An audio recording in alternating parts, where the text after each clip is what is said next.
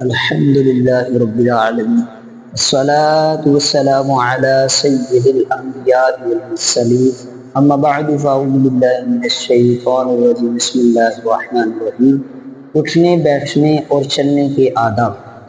قرآن پاک سے اٹھنے بیٹھنے اور چلنے کی اہمیت، چلنے کے آداب بیان کرتے ہوئے قرآن مجید فرقان حمید میں اللہ تعالی نے سورہ بنی اسرائیل آیت نمبر 37 میں ارشاد فرمایا وَلَا تَمْشِ فِي الْأَرْضِ مَرَحًا إِنَّكَ لَن تَخْرِقَ الْأَرْضَ وَلَن تَبْلُغَ الْجِبَالَ طُولًا، اور زمین میں اتراتے ہوئے نہ چل، بے شک تو ہرگز نہ زمین کو پھاڑ دے گا نہ ہرگز بلندی میں پہاڑوں کو پہنچ جائے گا۔ حدیث مبارکہ سے اٹھنے بیٹھنے اور چلنے کی اہمیت۔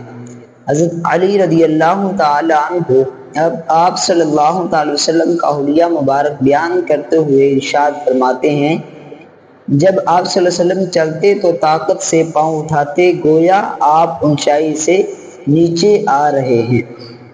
امیر اہل سنت مولانا الیاس عطار قادری دامت برکاتہم العالیہ فرماتے ہیں، چلنے کا بہترین طریقہ یہ ہے کہ شروع میں 15 منٹ تیز قدم، پھر 15 منٹ درمیانہ، آخر میں 15 منٹ پھر تیز چلیے۔ اس طرح چلنے سے سارے جسم کو ورزش ملے گی، نظام انہضام درست رہے گا، ریح، قبض، موٹاپا، دل کے امراض اور دیگر کئی بیماریوں سے بھی انشاءاللہ عز و جل حفاظت ہوگی۔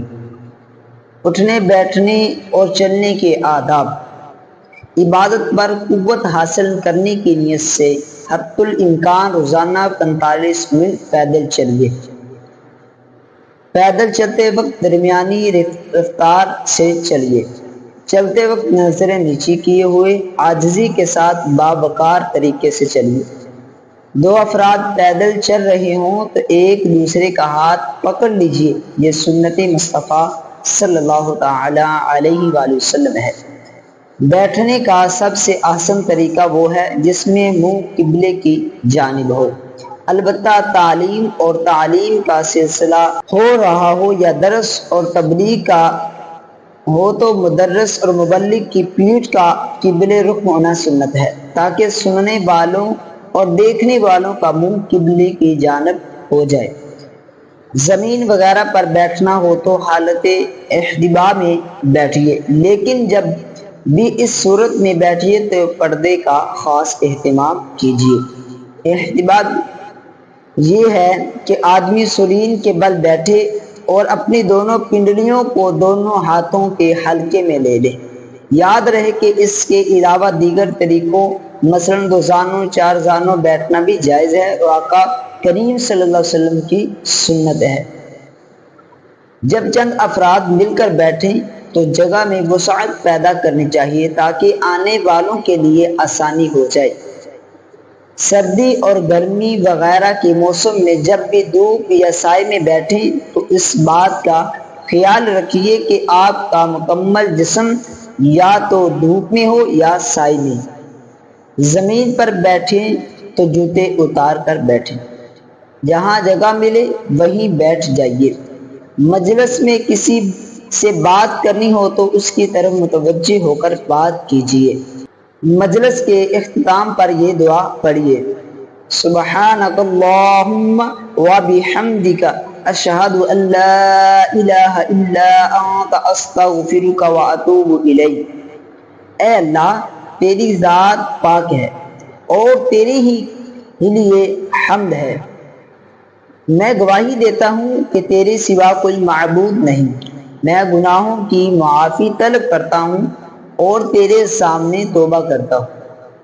ان امور سے بچیے، بیماروں کی طرح نہ چلیے، ننگے پاؤں نہ چلیے، چلتے وقت بار بار پیچھے مڑ کر نہ دیکھیے، لوگوں کو دکھانے کے لیے اکڑ کر گریبان کھول کر یا ہاتھوں اور گلے میں ناجائز قسم کے دھات کی چین وغیرہ پہن کر نہ چلیے۔ چلنے یا سیڑھی چڑھنے اترنے میں یہ احتیاط کیجیے کہ جوتوں کی آواز پیدا نہ ہو۔ چلتے وقت متکبرانہ انداز اختیار کرنے سے بچیے۔ متکبرانہ انداز کی ایک صورت یہ بھی ہے کہ گلے میں سونے یا کسی دھات کی چین ڈالی ہو اور لوگوں کو دکھانے کے لیے گریبان کھول کر اکڑتے ہوئے چلنا۔ یہ احمقوں اور مغروروں اور فاسقوں کا ہے، یہ طریقہ ان کا ہے۔ اور گلے میں سونے کی چین مرد کا پہننا حرام ہے اور دیگر دھات کی ناجائز ہے۔ جہاں چند افراد مل کر بیٹھے ہوں تو کسی کی طرف پاؤں نہ پھیلائیے۔ دو آدمیوں کے درمیان بغیر اجازت نہ بیٹھیے۔ دو آدمیوں کی باہمی گفتگو کو کان لگا کر نہ سنیے۔ کسی آدمی کو اٹھا کر اس کی جگہ پر نہ بیٹھیے۔ پیر صاحب یا استاد صاحب کی جگہ پر ان کی غیر موجودگی میں نہ بیٹھیے۔ جہاں چند افراد بیٹھے ہوں تو لوگوں کی گردنوں کو پھلانگ کر نہ گزریے۔ دھوپ اور سائے کے درمیان نہ بیٹھیے کہ آدھا جسم سائے میں ہو اور آدھا دھوپ میں ہو۔ اہل مجلس میں کسی کو حقیر یعنی کمتر اور ذلیل نہ جانیے۔ اللہ تبارک و تعالیٰ کی بارگاہ میں دعا ہے کہ ہم سب کو سنتوں پر عمل کرنے کی توفیق عطا فرمائے۔ آمین بجاہ خاتم النبی الامین صلی اللہ تعالی علیہ وآلہ وسلم۔